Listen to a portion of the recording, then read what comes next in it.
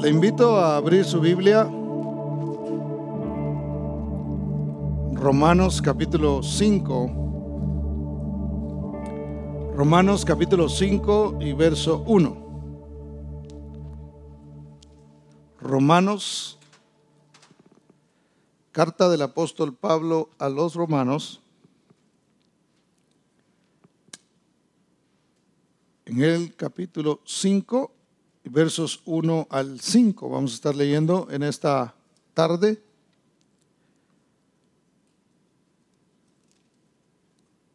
Gloria al Señor. Y vamos a hablar bajo el tema alegría en la tribulación. Alegría en la tribulación. Dice: justificados pues por la fe, tenemos paz para con Dios por medio de nuestro Señor Jesucristo, por quien también tenemos entrada por la fe a esta gracia, en la cual estamos firmes y nos gloriamos en la esperanza de la gloria de Dios. Y no solo esto, sino que también nos gloriamos en las tribulaciones. Algunas versiones dicen nos alegramos en las tribulaciones, sabiendo que la tribulación produce paciencia, y la paciencia prueba, y la prueba esperanza, y la esperanza no avergüenza, porque el amor de Dios ha sido derramado en nuestros corazones por el Espíritu Santo que nos fue dado. Hacemos una oración. Padre, en el nombre de Jesús, te damos gracias, precioso Señor, por este maravilloso momento en el que nosotros vamos a meditar en tu palabra. Precioso Dios, Señor, ahí donde cada hermano, donde cada hermana se encuentra, donde cada joven, donde cada niño, Señor, cada familia que hoy está reunida para escuchar tu palabra, Señor, y para tener este momento de adoración y de alabanza juntos, precioso Dios, ahí te ruego, precioso Padre, que el amor tuyo, que llega por medio de tu Espíritu Santo, precioso Dios, llegue con esa gracia que tu palabra trae a nuestras vidas, Señor, y esa misericordia renovada cada mañana, precioso Dios, sea sobre cada uno de nosotros, precioso Señor, de manera que podamos, oh Dios de la gloria, sentir tu presencia y tu gloria sobre cada uno de nosotros.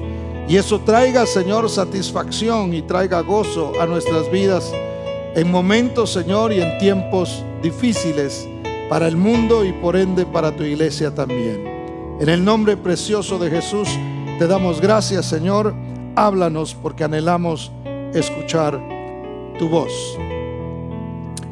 Alegría en la tribulación. La palabra tribulación, según el diccionario, es la pena, disgusto o preocupación muy grande que tiene una persona.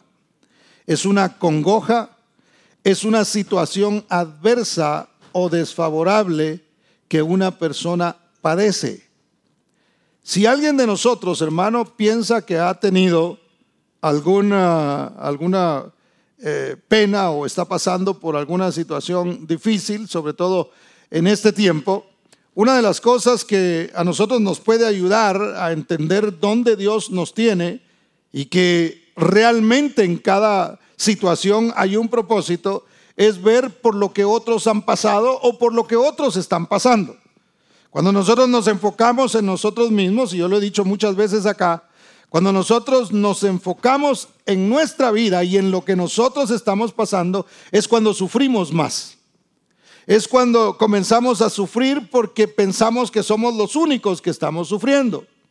Pensamos que somos los únicos que estamos pasando por una situación difícil y no sabemos qué va a pasar. Pero realmente, mis hermanos, es a través de mirar las ideas y las cosas que les han pasado a otros, por los momentos por los que otros han pasado, que nos ayudan a nosotros a comprender lo que Dios está haciendo y el propósito que hay cuando nosotros pasamos por tribulación. Y una de las personas, precisamente el escritor de la carta a los romanos, es el apóstol Pablo. Y cuando el apóstol Pablo hablaba de que había que gloriarse, de que había que alegrarse en medio de las circunstancias, no era alguien que lo había aprendido porque había leído un libro. No era alguien que lo había aprendido simplemente porque lo escuchó o lo vio en una película, ¿verdad? Aunque no existían las películas en aquel tiempo.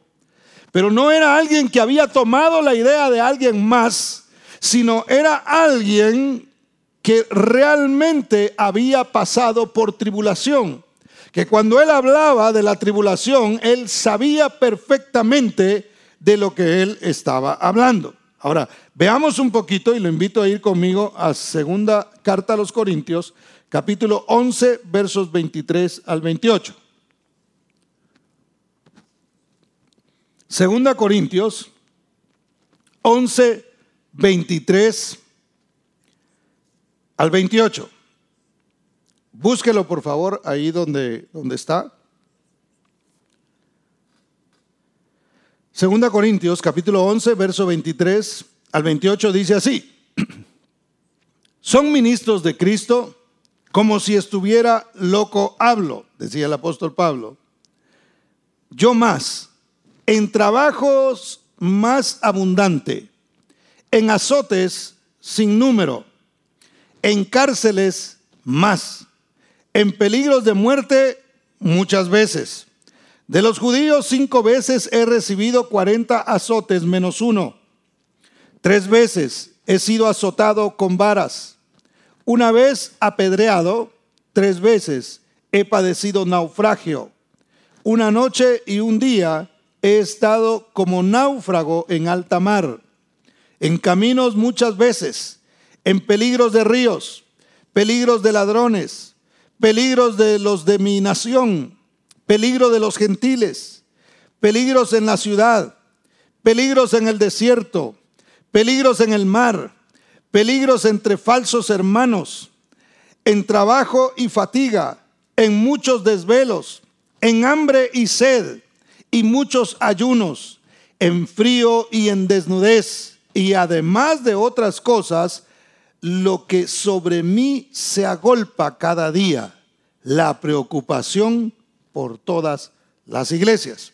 Ahora, cuando yo veo, como en el caso mío como ministro, como pastor, cuando yo veo lo que ha pasado el apóstol Pablo, yo digo, realmente no le llegamos a él. Todo lo que él ha sufrido no se compara con lo que nosotros sufrimos. Entonces, ¿para qué nos ayuda esto, hermano? Para que en estos momentos, en estos tiempos en los que nosotros estamos pasando, en todo esto que es incómodo para nosotros, sobre todo, imagínense, para nosotros como pastores, los ministros, sufrimos un poquito el hecho de que la gente no esté en la iglesia. Sufrimos un poquito el hecho de que no podamos ni siquiera mirar a nuestra gente, porque aunque ustedes nos pueden ver, nosotros no los podemos ver a ustedes. Entonces, estas cosas como que traen congoja. Para nosotros puede ser como una tribulación. Podemos estar diciendo, no puede ser. Por primera vez en la historia se han cerrado las iglesias. Por primera vez no podemos hacer lo que siempre habíamos estado acostumbrados a hacer. Pero cuando nosotros vemos, hermano, en la vida de Pablo, lo que él había sufrido como ministro, yo digo, Padre eterno, no es nada comparado con lo que realmente él ha pasado. Entonces eso me ayuda a mí ¿a qué? A mantener, no a que yo me consuele simplemente porque él sufrió también, sino a entender que un hombre que pasaba por todo eso tenía la autoridad de decir: gócense, tengan alegría en medio de la tribulación, tranquilos, Dios está en control y Dios está mostrando su gloria, su gracia, y Él va a mostrar su mano preciosa en todo lo que está sucediendo. ¿Tenía autoridad el apóstol Pablo para decir esto? Por supuesto que tenía autoridad. Tanta era la autoridad, porque la autoridad se la había dado el Señor, que quedó escrito como palabra de Dios para nosotros, para que nosotros comprendamos lo que Dios está haciendo. Pablo había encontrado en Jesús muchas cosas que le beneficiaron. Pero mire, lo interesante de todo esto es que él veía el sufrimiento como un beneficio. En alguna oportunidad quizá ustedes me escucharon decir, se recuerda cuando el apóstol Pablo le dijeron que si descendía a Jerusalén lo iban a atar, y el Espíritu Santo se lo mandó a decir. Entonces a mí no deja de impresionarme ese episodio de la Biblia, porque dice la Biblia que cuando, mire, yo no sé, en términos normales, hablando de una manera humana, si a mí me vienen a decir no vaya a Las Vegas Boulevard, porque dice el Espíritu Santo que lo van a agarrar del cuello. Entonces, normalmente yo creo que, poniéndome yo, y yo creo que los que están aquí estarán de acuerdo conmigo, y la mayoría de los que me están viendo, si le dicen a uno eso, entonces uno ¿qué hace? Uno dice, yo no voy. Ya me avisaron. Es más, el Espíritu Santo me mandó a decir. Hasta damos el testimonio de pronto, ¿verdad? Decimos, hermanos, fíjense que yo iba a ir a Las Vegas Boulevard a ver nada más cómo se ve vacía. Pero me avisó el Espíritu Santo, me mandó a decir, hermano, que yo no fuera porque me iban a agarrar del cuello. Pero mire la convicción que tenía el apóstol Pablo. Le decía, yo voy a ir, cuando le dijeron, dice el Espíritu Santo que de quien es este cinto, que no descienda a Jerusalén porque así lo van a atar. Y entonces él dijo, de todas maneras voy a ir.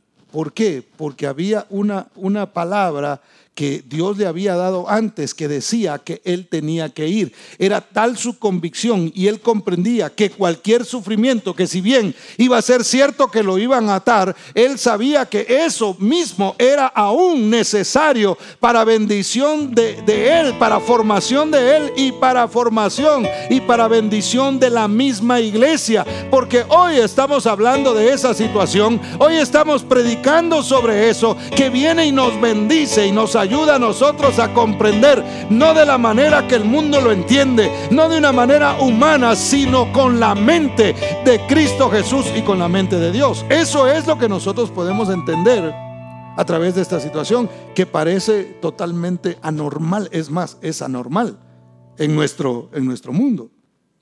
Y sin embargo el apóstol Pablo había encontrado gozo en medio de, para él era un placer, no era un masoquista. Por favor, no lo entienda de esa manera. No era que él dijera, hay que golpearnos porque de esa manera es que, no, él sabía que dentro de todo eso había que sufrir y había que pasar por ciertas cosas que realmente eran un beneficio. Entonces, ¿cómo puede ser eso, hermano? Viendo el beneficio que hay en el sufrimiento del cristiano.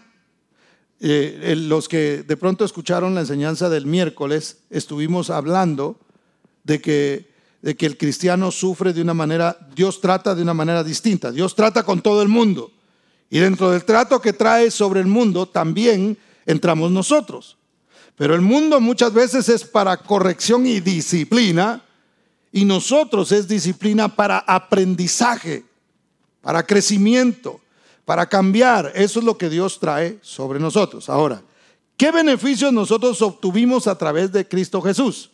Porque nosotros vinimos a Cristo, ¿cierto? Nosotros somos cristianos, nosotros andábamos fuera y estábamos muertos en pecado. El Señor tuvo misericordia de nosotros, nos alcanzó y hoy somos hijos de Dios. Ahora, todo esto conlleva a recibir ciertos beneficios de parte de Dios, y son muchos, hermano.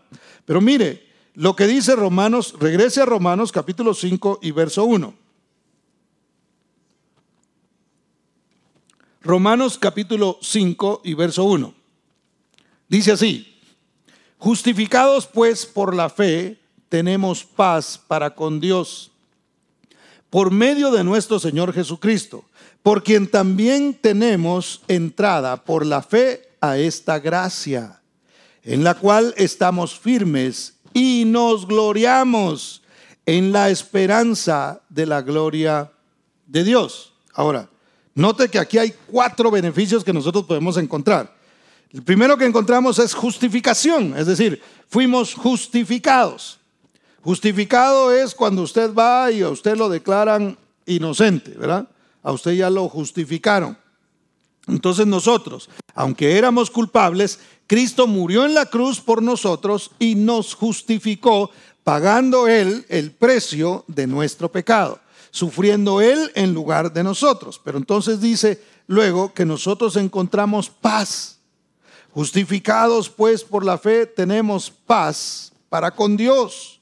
Siempre lo hemos explicado que tener paz no es que yo esté en paz con todo el mundo, porque eso va a ser un poquito difícil lograrlo. No es que yo no tenga personas que no están de acuerdo conmigo. No es que yo no encuentre personas que de pronto quieren pelear conmigo. No se trata de eso, sino de lo que se trata es de tener paz con Dios. Si yo tengo paz con Dios, hermano, es la paz que yo necesito.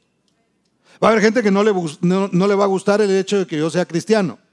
Va a haber gente que no le van a gustar mis conceptos y mis convicciones que vienen del cristianismo y de la palabra del Señor principalmente, no tanto del cristianismo, sino de la palabra de Dios. Entonces va a haber gente que no le va a gustar y no va a querer estar en paz conmigo. Pero yo la paz que he encontrado es con Dios. Yo sé que Dios es el que me ha justificado por medio de Cristo Jesús y de su sacrificio en la cruz del Calvario. Entonces tengo paz. Ese es un beneficio. Hermano, tener paz es mejor que tener dinero. Yo sé que algunos quisieran la paz en cash, pero eso no existe, ¿verdad?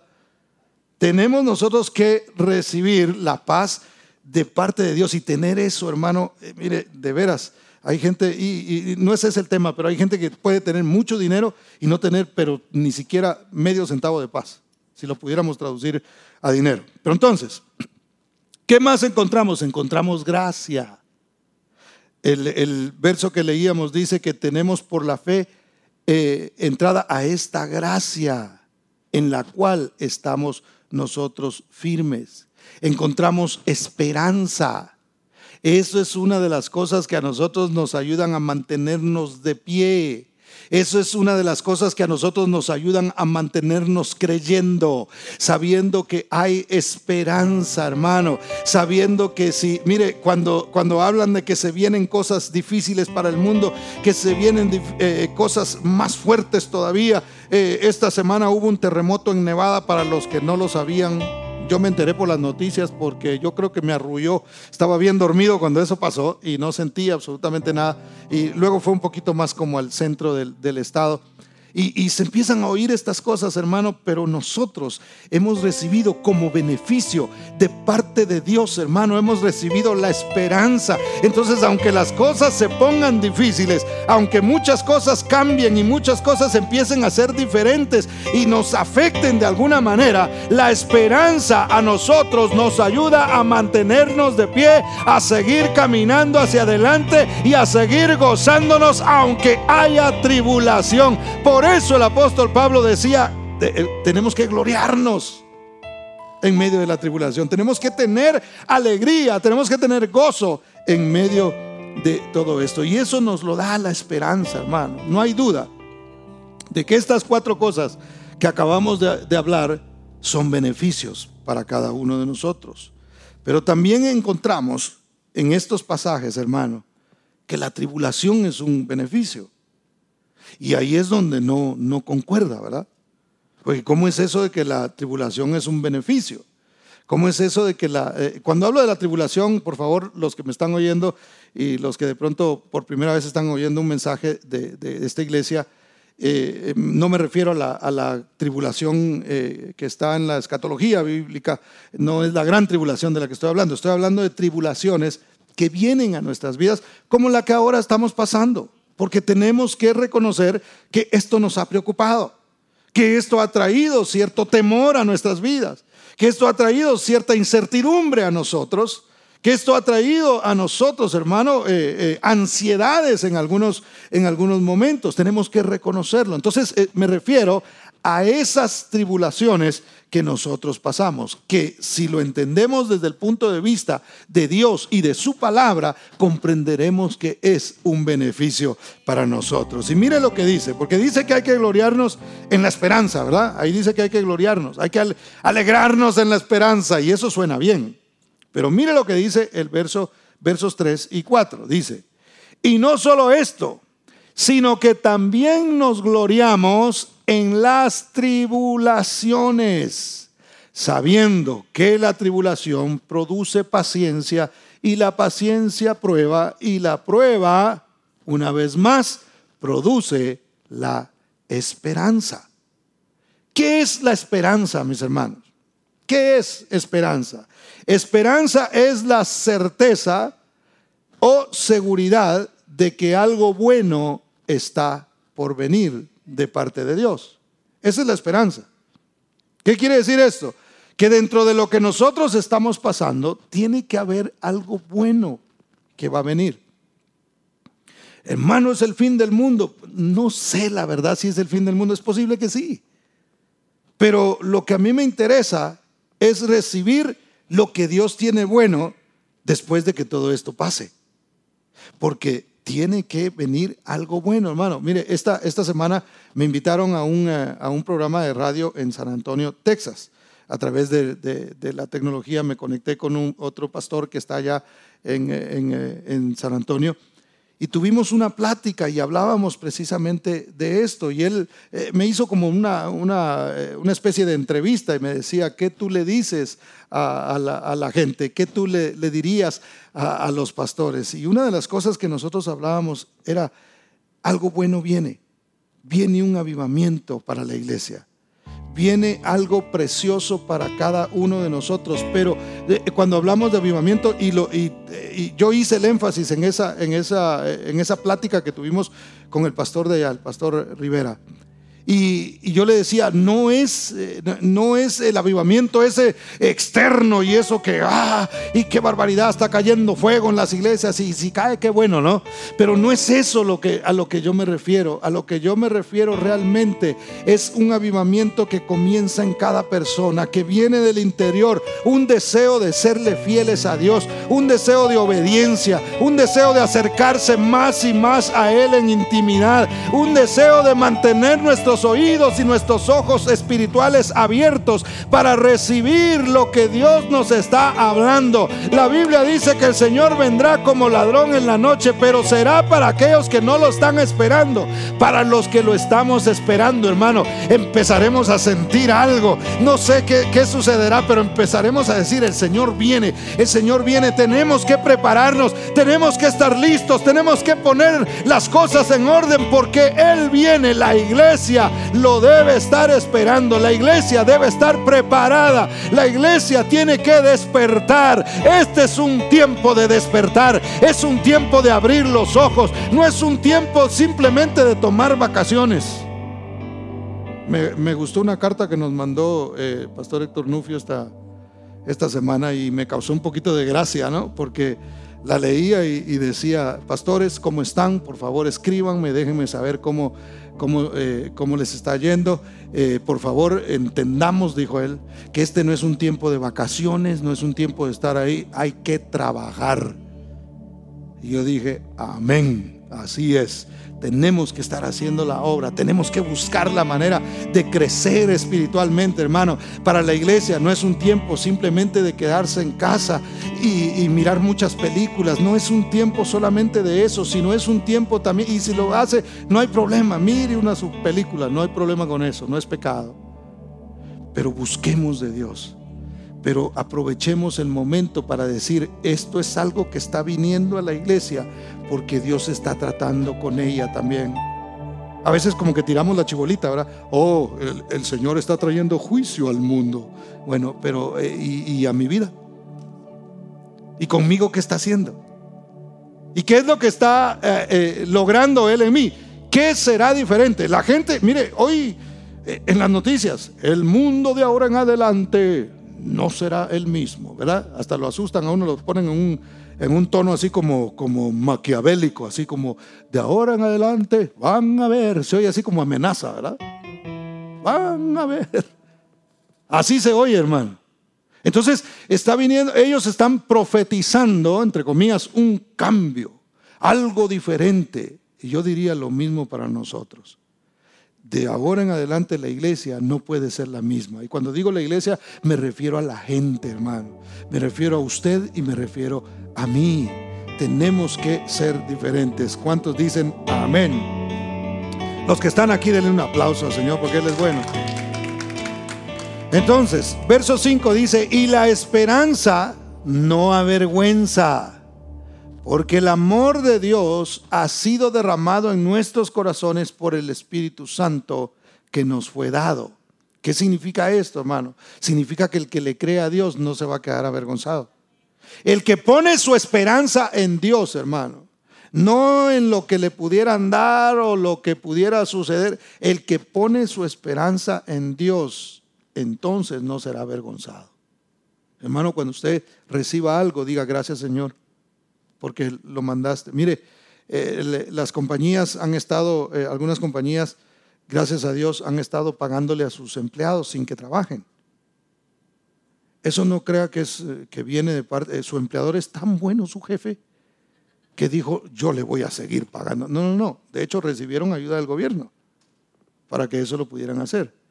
Y no estoy denunciando nada, eso es una realidad. A la mayoría de las empresas les ayudaron, les dieron dinero para que le pudieran pagar a sus empleados y les están pagando. Pero todo eso que nosotros recibimos, hermano, es por la bondad de Dios. Es Dios el que mueve, es Dios el que permite, y nosotros debemos tener siempre nuestra confianza puesta en Dios. Entonces, aunque pasemos por situaciones difíciles, quizá algunos dicen, hermano, a mí no me han dado nada.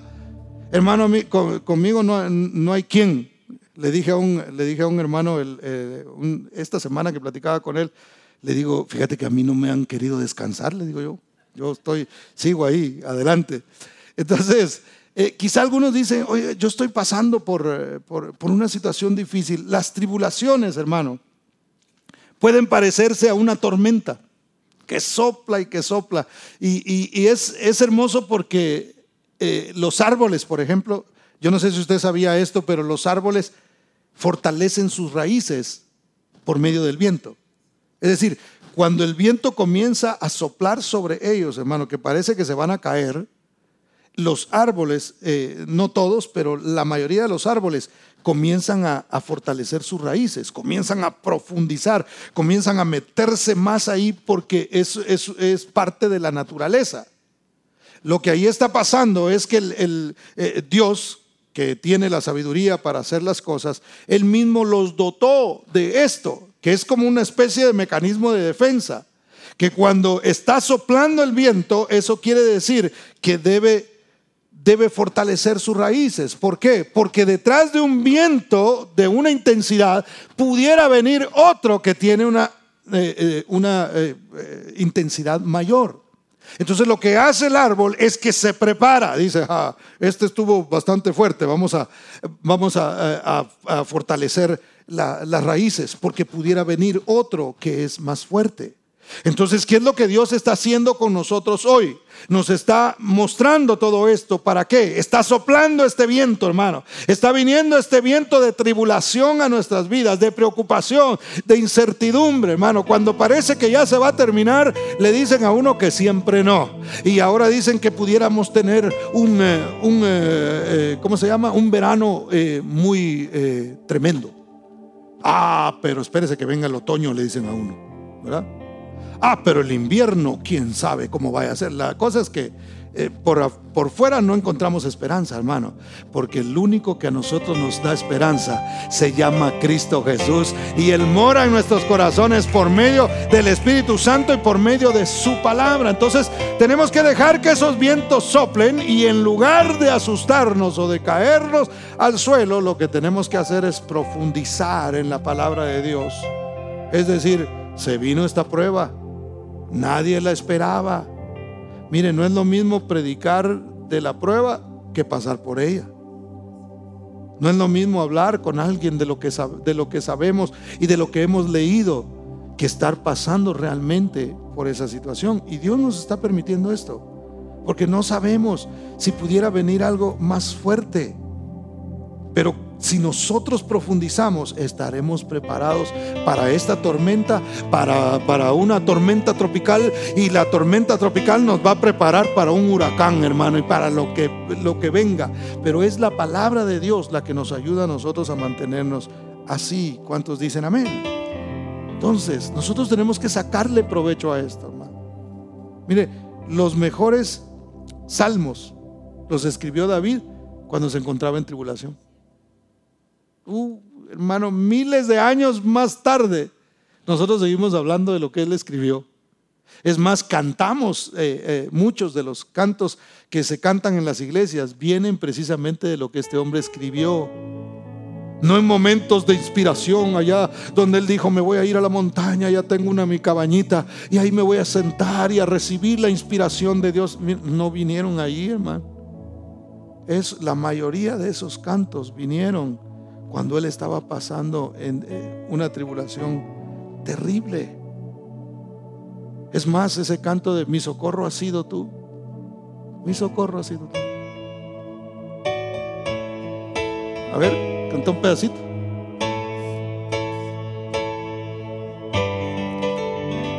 Perdón que lo agarré en curva, aquí, para que vea que todo es en vivo. Y en la sombra de tus alas yo me gozaré. Mi alma está pegada a ti, porque tu diestra me ha sostenido,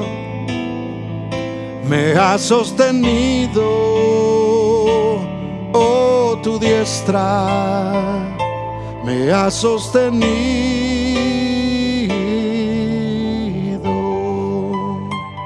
Por si usted no sabía, ese es un salmo. Y ese salmo lo escribió David, no, una vez más, no cuando andaba en el campo persiguiendo mariposas, sino cuando a él lo andaba persiguiendo su hijo para matarlo. Mire qué impresionante es eso. Y qué cánticos tan hermosos surgieron de una tribulación. Entonces las mejores canciones se dan, los grandes escritores, hermano, los que escribieron libros, los que escribieron la palabra, escribieron sus mejores versos cuando ellos se encontraban en tribulación. Entonces nosotros tenemos que entender que la tribulación es un beneficio. La tribulación es un beneficio para cada uno de nosotros y debemos sacarle provecho.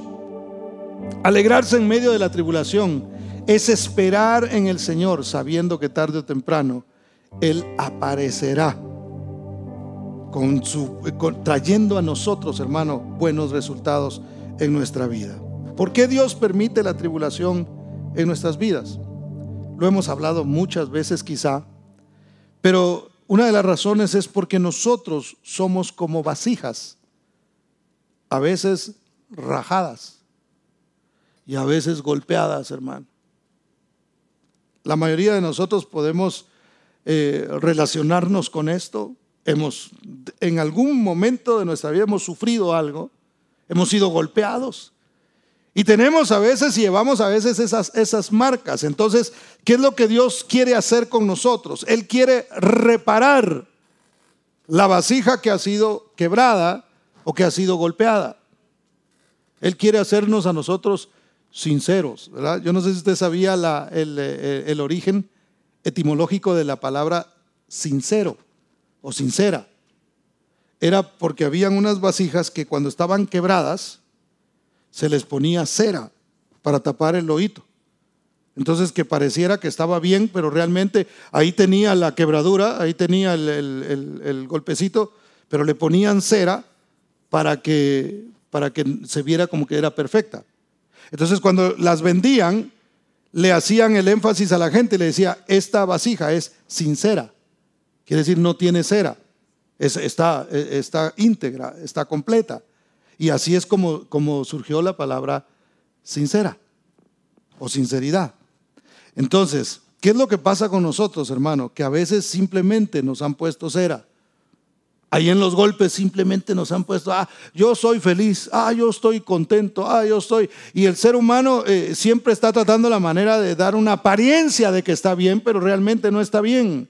El único que puede traer una reparación completa al corazón del hombre es Cristo Jesús, y no me cansaré de decirlo y de predicarlo. El único que puede reparar tu alma, porque reparó la mía, y no ha terminado, todavía está haciendo el trabajo, pero fue el único que lo pudo hacer, porque solo Él puede hacernos a nosotros sinceros. Solo Él nos puede cambiar, solo Él puede transformar nuestras vidas. Y Dios no quiere, hermano, que nosotros caminemos quebrados, que nosotros caminemos golpeados. Cuando usted se golpea una de sus extremidades inferiores, ¿cómo cuesta caminar así, verdad? Y Dios no quiere que nosotros espiritualmente hablando o emocionalmente hablando caminemos así. Dios quiere reparar nuestras vidas. Dios permite, hermano, que ciertas cosas pasen en nuestras vidas para moldearnos. Porque Él nos encuentra así, todos golpeados y todos, yo no sé, pero yo a lo largo de mi vida cristiana, hermano, y mi vida misma, cuando yo me acerqué al Señor, llegué muy golpeado. Llegué, hermano, con un montón de cosas. Y mucha gente que yo he conocido ha llegado de la misma manera. Al someternos a Dios, entonces entramos en el proceso donde Él nos repara, donde Él comienza a hacer esa obra. Y vaya conmigo a Jeremías capítulo 18 y vamos a ver un ejemplo de esto, tomando en cuenta que somos vasijas.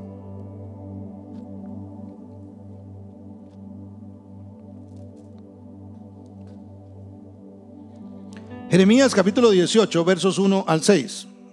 Véalo conmigo ahí, por favor.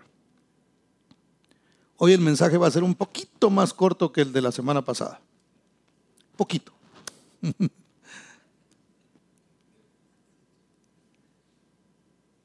Si le da sueño, póngale pausa. No, no es cierto. Se va a perder ahí de esa parte. Dice Jeremías 18, 1 al 6. Palabra de Jehová que vino a Jeremías diciendo: levántate y vete a la casa del alfarero, y allí te haré oír mis palabras. Es decir, ahí te voy a hablar. Y descendí a casa del alfarero, y he aquí que él trabajaba sobre la rueda, y la vasija de barro que él hacía se echó a perder en su mano, y volvió y la hizo otra vasija según le pareció mejor hacerla. Entonces vino a mí palabra de Jehová diciendo: no podré yo hacer de vosotros como este alfarero, oh casa de Israel, dice Jehová. He aquí que como el barro en la mano del alfarero, así sois vosotros en mi mano, oh casa de Israel. Entonces, una vez más, yo sé que la mayoría hemos leído esta parte de la Biblia, pero cuando Jeremías desciende a casa del alfarero, cuando él llega, Dios le dijo: yo te voy a hacer oír mis palabras en cuanto tú llegues. Lo curioso es que Dios no le habla, sino que le dice: mira, y en lo que mires te haré oír mis palabras. Por eso es que nosotros oímos a Dios a través de lo que sucede a nuestro alrededor. Es decir, si a mí me preguntan: pastor, ¿y usted alguna vez ha oído la voz de Dios así audible? Yo les digo: nunca me ha sucedido. Respeto a aquellos que dicen que oyen la voz audible de Dios, y que bueno, gloria al Señor, cuando quieran nos tomamos una foto. Pero yo nunca lo he oído así. Y Jeremías llegó, aunque los profetas regularmente oían la voz de Dios audible, porque de esa manera era como Dios hablaba con ellos, pero no era la única manera. Entonces, cuando llega Jeremías, en cuanto mira lo que está pasando, Dios comienza a hablarle. Jeremías no esperó a que Dios le dijera: ok, Señor, aquí estoy en la casa del alfarero, ¿qué era lo que me ibas a decir? Sino que el Señor deja que él observe lo que está a su alrededor y ahí oiga lo que Dios le está diciendo.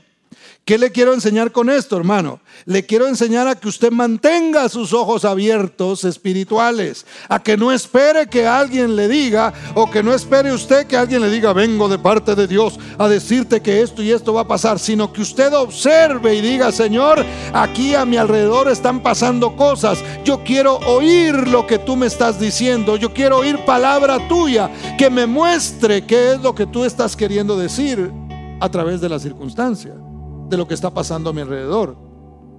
Entonces Jeremías comienza a oír a Dios antes de que Dios pronuncie una palabra, y lo que mira a él es a un maestro que representa a Dios, es decir, el alfarero.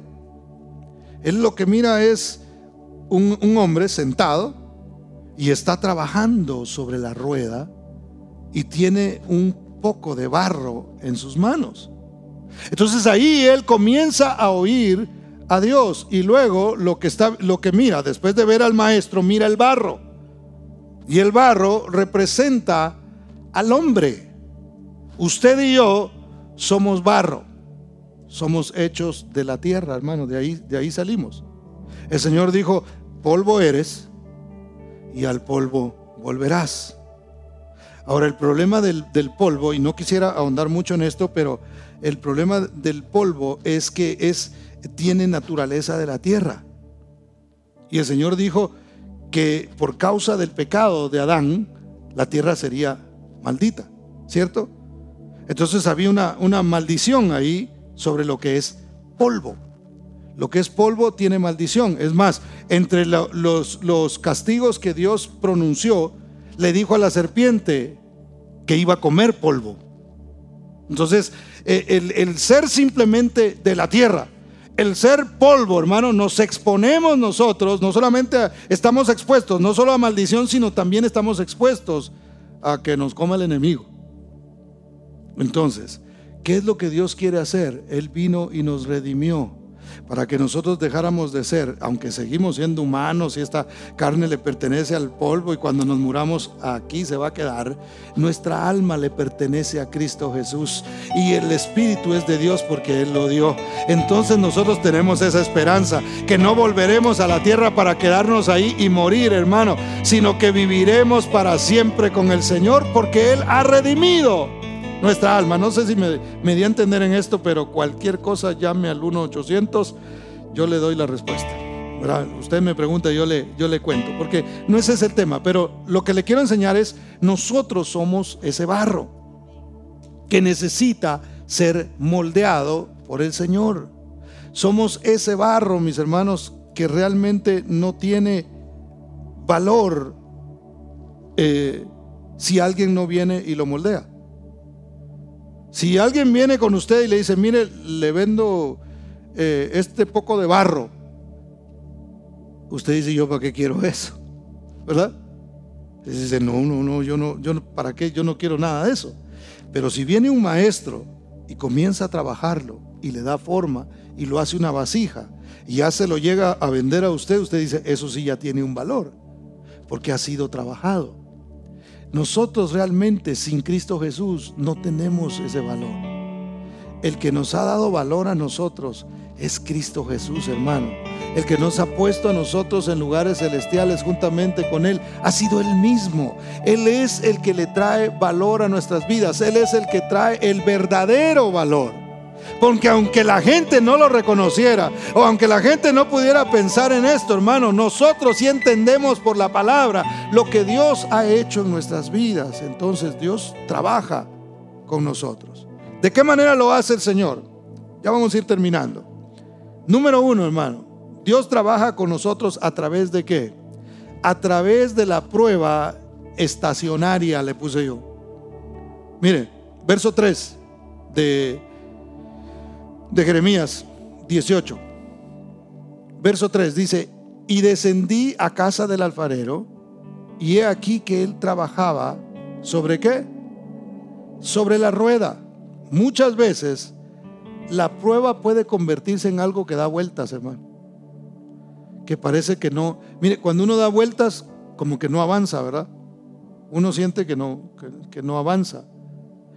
Y a veces nuestra vida o nuestra prueba puede prolongarse de tal manera que parece que estamos dando vueltas en un círculo. Mire, yo me he sentido así últimamente, de veras. Porque digo, y a veces me preguntan los hermanos: ¿y cuándo van a abrir la iglesia, pastor? Por mí fuera la abríamos el próximo domingo. Pues estamos esperando a ver qué es lo que las autoridades nos dicen. Y luego empiezan a decir: ya vamos a abrir, ya se van a empezar a abrir las cosas. Sí, ya se pueden ir a cortar el pelo, pero a la iglesia todavía no pueden ir. Ya pueden entrar a un restaurante, pero a la iglesia todavía no pueden ir. Ya van a abrir las cosas, pero dicen que las iglesias y los gimnasios todavía no. Y yo sé que el gimnasio no nos preocupa tanto, ¿verdad? Pero nos preocupa la iglesia. Entonces estamos lo estoy poniendo nada más como ejemplo, ¿verdad? No es algo como para morirse, pero es como estar dando vueltas y no se ve que avance, no se ve que esto vaya, y peor cuando por lo que le mencioné, y le dan noticias a uno de que más bien se pudiera poner más difícil y más bien se pudiera empeorar el asunto, y entonces estamos como dando vueltas, hermano. En esas vueltas es donde el alfarero está trabajando. El alfarero tiene como un pedal que le está dando vueltas a la rueda. Lo que nosotros tenemos que buscar es dónde está la mano de Dios en lo que está pasando. Ahí estamos nosotros como barro dando vueltas y diciendo: ¿por qué me tienen aquí? ¿Por qué yo sigo dando vueltas? Ya me embolé de tanto estar aquí, ya quisiera salir de esto, ya quisiera hacer muchas cosas. Mire cómo la gente se desespera, hermano. En lugares hasta han salido personas a hacer manifestaciones, dicen: no queremos estar más encerrados, no nos gusta esto de la rutina, no nos gusta esto de estar haciendo una misma cosa y no poder hacer otras. Es horrible. Pero así nos mete el Señor a veces en algunas situaciones, hermano, y parece que ahí estamos dando vueltas, Entonces, cuando usted vea que una situación no se termina, pareciera que no va a terminar, hermano, no se asuste. No se asuste, más bien diga: Señor, yo sé que yo soy el barro y que tú eres el alfarero y que tú estás haciendo una obra en mí. Lo único que tengo que buscar yo es dónde está tu mano preciosa que está formando mi vida, que me está ayudando en esta situación que yo estoy pasando. Tenemos que buscar eso, hermano. Y luego viene la número 2. Y la número 2, hermano, dice el verso 4, es a través de la presión. Dice: y la vasija de barro que él hacía se echó a perder en su mano, y volvió y la hizo otra vasija, según le pareció mejor hacerla. Entonces, aparte de lo rutinario, aparte de las vueltas que se da a esa prueba que parece que no se va a terminar nunca, aparte de eso viene la presión. ¿Por qué nosotros podemos gloriarnos, alegrarnos, gozarnos en la prueba? Porque esas vueltas bien pudieran estarnos diciendo: soy yo el que estoy en el pedal y le estoy dando vueltas a tu vida. Cuando salgas de esto vas a ver en qué vas a terminar, porque yo estoy trabajando en ti. Cuando de repente no solamente es esa rutina y esa vuelta, sino que aparte viene presión a nosotros, ahí nos podemos alegrar otra vez en lugar de acongojarnos, en lugar de decir: solo esto faltaba, ¿verdad? Me dio risa cuando estaba todo esto del coronavirus y que no sé qué, y que la cosa se va a poner más difícil y van a ver y se cree que millones se van a infectar, y de repente aparecen con las avispas, hermano. Dice: se vienen las avispas y también matan, decían algunos, ¿verdad? Y para que maten a una persona, eso necesita recibir no sé cuántas picaduras para que eso pueda pasar. O sea, sí es posible, pero no es porque venga una avispa. Entonces, y mucha gente dijo: ay, solo eso faltaba, que se viniera. Y luego el temblor, y ay, solo eso faltaba. Hermano, cuando Dios está poniendo su mano, va a haber presión, pero nosotros podemos alegrarnos. ¿Por qué? Porque nuestra presión no viene ni del enemigo ni viene del mundo. Si nosotros escogemos agarrar esa, pues agarramos esa, pero no nos va a ir muy bien. Tenemos que decir: es la mano preciosa de Dios que no solamente me está dando vuelta para que yo aprenda la paciencia, sino que ahora está trayendo presión sobre mi vida. No sé en qué me está convirtiendo, no sé qué es lo que está haciendo conmigo, pero yo sé que es una buena obra, porque Él dijo: el que comenzó la buena obra en vosotros la perfeccionará hasta el día de Jesucristo. Y es la mano de Dios la que trae a veces a nuestras vidas presión. Por eso nos podemos gloriar, por eso nos podemos alegrar. Por eso podemos decir: no nos abren la iglesia todavía. Gloria a Dios, el Señor está poniendo más su mano ahí. Algo está haciendo. Porque mire, el trabajo de Dios no es solamente en mí como individuo. El trabajo de Dios es con la iglesia. El trato es con el cuerpo. Él está formando su iglesia. Él está haciendo cosas hermosas en medio de nosotros. ¿Cuántos dicen amén? Entonces el alfarero ve como el barro, hermano, salta.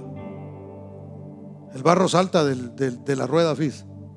Mire qué impresionante es eso, porque dice el verso 4 que la vasija de barro que él hacía se echó a perder en su mano y volvió y la hizo otra vasija según le pareció mejor a él. Era como que el barro así, como que ya me aburrí de dar vueltas y me salgo. Y a veces nosotros quisiéramos hacer eso, ¿verdad? Ay, no, hermano, esto de ser cristiano como que conmigo no va, porque desde que me hice cristiano más problemas tengo. Mire, de los sufrimientos de Pablo que hablábamos al principio, no hay registro de él antes de que fuera cristiano. Solo se convirtió y empezó el trato, hermano. Y empezó el asunto y empezaron los problemas. ¿Por qué? Porque nosotros somos el barro y él es el alfarero. Y él traerá a nuestras vidas aquellas cosas, hermano, que nosotros necesitamos para ser mejores. Entonces, lo que nosotros recibimos de parte de Dios, no tratemos de escapar de la rueda, hermano. No tratemos de salir y de chisparnos de ahí, de decir, ya me cansé de estar dando vueltas, ya me cansé de estarle creyendo a Dios, ya me cansé de estar confiando en las promesas de Dios, estoy cansado de lo que está sucediendo. Pudiéramos caer en esa desesperación y simplemente saltar de la rueda, hermano. Ahí es donde el Señor dice, venga para acá, y nos jala otra vez y nos vuelve a poner ahí. Dice, ahora voy a tener que hacerle un poquito más duro acá porque se me hace que usted se me quería escapar. Y el Señor tiene que traer a veces más presión para formar lo que Él está queriendo formar en nosotros. Entonces, alegrémonos, no saltes de la rueda, mantente creyendo en el Señor aunque te marees de estar dando vuelta, hermano. Sigue creyendo en el Señor porque Él es bueno. Cuando la vasija pensaba, si pudiéramos ponerlo de esa manera, que ya estaba lista para ser exhibida, hermano. Así como cuando uno dice, yo ya estoy listo. Me acuerdo cuando a mí, el pastor que tuve el primer pastor que tuve, solamente tuve dos, pero el primer pastor que tuve me dijo que ya me iba a mandar a pastorear una iglesia. Como a los 26 años más o menos, ¿no? 26 años. Hermano, yo dije, esta vasija está lista para irse. Yo ya estaba listo, hermano. Y el mismo pastor, usado por Dios, dijo, ¿sabe qué? Yo quisiera mandarlo a pastorear esta iglesia, pero era una iglesia que el pastor se iba a retirar. Estaba muy anciano él ya y se quería retirar. Dijo, quisiera mandarlo, pero no tengo paz, me dijo así, ¿verdad? Y cuando me dijo eso, pues yo así medio triste, así medio decepcionado. Pero entendí, hermano, mire, de esos 26, 27 años quizás tenía yo cuando eso pasó, pasaron 13 años para que yo pudiera comenzar a pastorear. Yo empecé a pastorear a los 40 años. Una iglesia. Serví al Señor por mucho tiempo, pero ya pastor de una iglesia hasta los 40, 13 años pasaron. Donde mire, agarraba, como que me quería saltar de la rueda a veces, y el Señor me agarraba y empezaba otra vez y me echaba a perder en las manos del alfarero, y el Señor me agarraba y comenzó a hacer. Porque a veces cuando nosotros pensamos que ya estamos listos para que el Señor, hermano, soy producto terminado. Y yo me imagino esta vasija, permítame usar la imaginación un poquito, esta vasija siendo formada por el Señor, diciendo, ay, qué bonita quedé, qué bonita quedé, de seguro ya me van a empezar a usar. Y de repente la meten en un cuarto y la temperatura comienza a subir, y eso causa incomodidad. Hermano, yo estoy peleado con el calor definitivamente. A mí no me gusta el calor. Yo, si estoy en un lugar donde está muy caliente, me desespero. Les conté una vez que Johanna, por cierto, que está acá, me llevó a un gimnasio a Jasmine y a mí, a un gimnasio donde ella iba. Y yo iba listo, hermano. Yo les platiqué eso la vez pasada. Yo iba listo para ese. Dije, échenme a ver cómo va a estar aquí el asunto. Y entré con una seguridad impresionante. Me pareció un poquito calientito cuando entré, pero dije, no hay problema. Está caliente el ambiente, pero no hay problema. Y empecé a hacer ejercicio, hermano. 20 minutos llevaba haciendo ejercicio. Yo dije, estos me van a tener que seguir. Hasta me va a decir el entrenador, venga para acá, usted ponga el ejemplo. No, hermano, 20 minutos yo no aguantaba, miraba el reloj, miraba la puerta, le decía a Johanna después, yo miraba la puerta y decía, ¿será que me voy, qué mal me voy a ver saliendo de aquí? No aguantaba, sentía que me estaba sofocando en ese lugar caliente, sentía feo, hermano.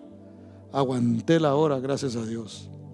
Y a veces eso es lo que pasa con nosotros. Cuando Dios nos ha formado, ya nos puso en la rueda, ya nos puso presión. Estoy listo. No, te falta el fuego todavía. Ese fuego que no quema, pero que se siente, hermano. Porque ahí no se sabía de dónde salía el calorcito, pero sí se sentía, hermano. Era una cosa terrible. Entonces a veces en nuestra vida pasamos así. Y el Señor dice, cuando creías que ya estabas listo, no, espérate, falta un poquito. Lo que pasa es que quedaste medio aguadito aquí de este lado. Es más, el color que tienes no es el apropiado. Si alguien bebe en esta vasija, todavía tiene tierra. Entonces tiene que estar terminada. Y para que esté terminada, tengo que meterla al fuego. Y ahí es donde nosotros empezamos a sentir eso, hermano. Y ahí la vasija empieza a sentir y a decir, no aguanto el calor, no aguanto el fuego. Pero el fuego que Dios permite sobre nosotros no es un fuego para quemarnos, no es un fuego para destruirnos, sino es un fuego para fortalecernos. Entonces cuando empecemos a sentir el calorcito del fuego, hermano, entonces tenemos que gloriarnos y tenemos que decir, gloria al Señor, sigo siendo un hijo de Dios, Él sigue tratando conmigo, Él sigue acordándose de mí, el que comenzó la buena obra en mí la está perfeccionando, ya me pasó por la prueba, ahora quizás estoy en la parte de la presión, pero todavía falta el fuego y quizás estoy pasando por la de fuego, pero entonces tengo que entender que el alfarero está trabajando conmigo, así como el alfarero hace, no haré yo igual con ustedes, casa de Israel, le dijo el Señor. Y nosotros somos el pueblo de Dios y tenemos que pasar por la rueda, por la presión, y tenemos que pasar por el fuego también. Pero dice la Biblia en Isaías capítulo 43 y verso 2: cuando pases por las aguas, yo estaré contigo, y si pasas por los ríos, no te anegarán. Cuando pases por el fuego, no te quemarás, ni la llama arderá en ti. Y a mí me gusta lo que dice, porque no dice, y si pasas por el fuego, y si algún día pasas por ahí, sino dice, cuando pases por el fuego, vas a tener que pasar. No es opcional, es que vas a pasar. Como dirían en inglés, it's a must, ¿verdad? Algo así es la cosa. Tenemos que pasar por el fuego y tenemos que recibir con gozo lo que Dios permite sobre nuestras vidas. Esto bien pudiera parecerse a la rueda, o pudiera parecerse a la mano de Dios sobre nosotros, pudiera parecer el fuego quizá. En cualquier etapa que nosotros estemos, es Dios tratando con nuestras vidas. Y mire, hay algo que a mí me gusta de todo esto, porque todo lo que a nosotros nos sucede es parte del amor de Dios.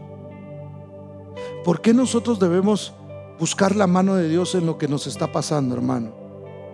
Porque es esa mano del alfarero.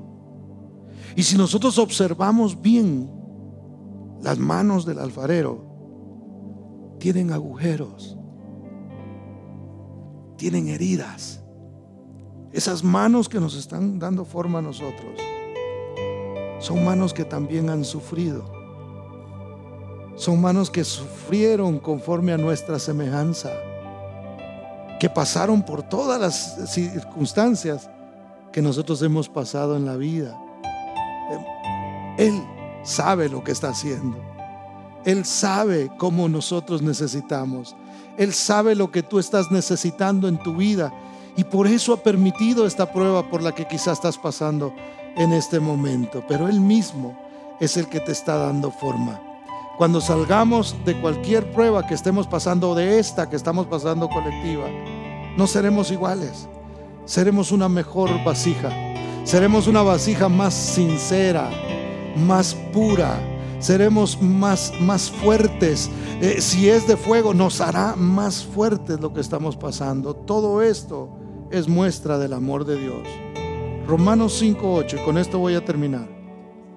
Dice: mas Dios muestra su amor para con nosotros, en que siendo aún pecadores, Cristo murió por nosotros.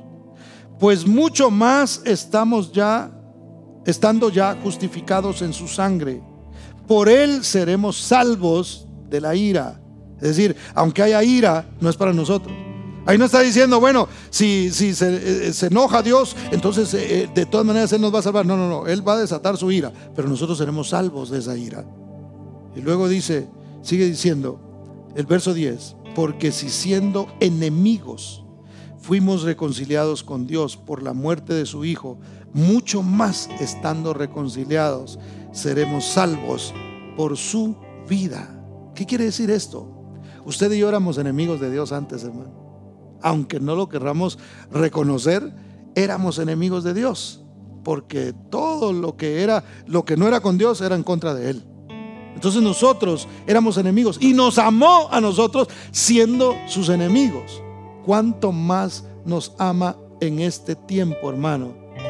Cuando nosotros estamos tratando la manera de alcanzarlo a Él, de creerle a Él, de recibir su palabra, de alimentarnos con ella. ¿Cuánto más el Señor no nos salvará de cualquier situación? No importa lo que estés pasando, créele a Dios. Dios nos amó, hermano, de tal manera. Cristo Jesús: quiero salvar al mundo. Sí, pero hay una prueba que tienes que pasar antes, tú mismo. Y la Biblia dice: puesto el gozo delante de Él, sufrió la cruz. ¿Qué quiere decir eso? Quiere decir que Él no vio la cruz, vio el resultado, y el resultado le provocó gozo. Quizá tú y yo no podemos ver claro qué es lo que Dios va a hacer. Solo podemos, por medio de la fe, mantener nuestra esperanza viva y decir: cuando esto pase, seremos mejores. Cuando pase toda esta prueba, miraremos la preciosa mano de Dios herida, pero trabajando en nosotros para formar nuestras vidas y para formar nuestros corazones y para formarnos como iglesia. Mantengámonos en la rueda. Recibamos de Dios la presión, porque es su mano maravillosa. No importa si el fuego nos incomoda, nos está haciendo más fuertes. Vamos a orar y vamos a darle gracias al Señor.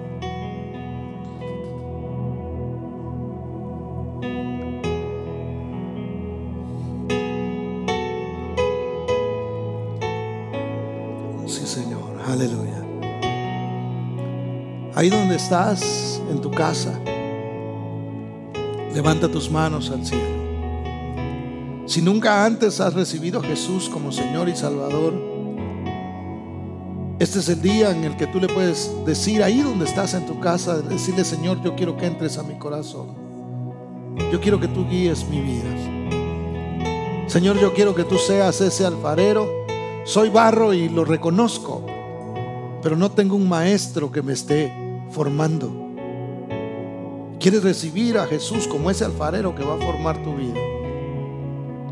Hoy es el momento en que lo puedes hacer. Quizá tú eres alguien que se cansó de la rueda y dijo: voy a saltar de ella.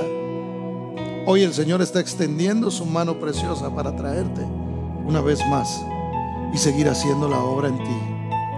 No huyas de Dios, acércate a Él. Él tiene un plan hermoso y maravilloso para tu vida. Quizá tú, hermano, ya cristiano, que estás pasando por situación difícil, no has entendido, quizá no habías entendido lo que Dios estaba haciendo. Hoy lo has comprendido por la palabra.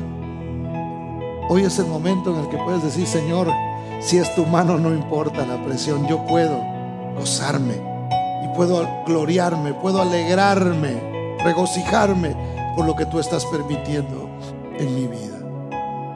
Levanta tu mano y dile: Padre, en el nombre de Jesús, yo recibo de ti lo que tú tengas para mi vida, precioso Dios.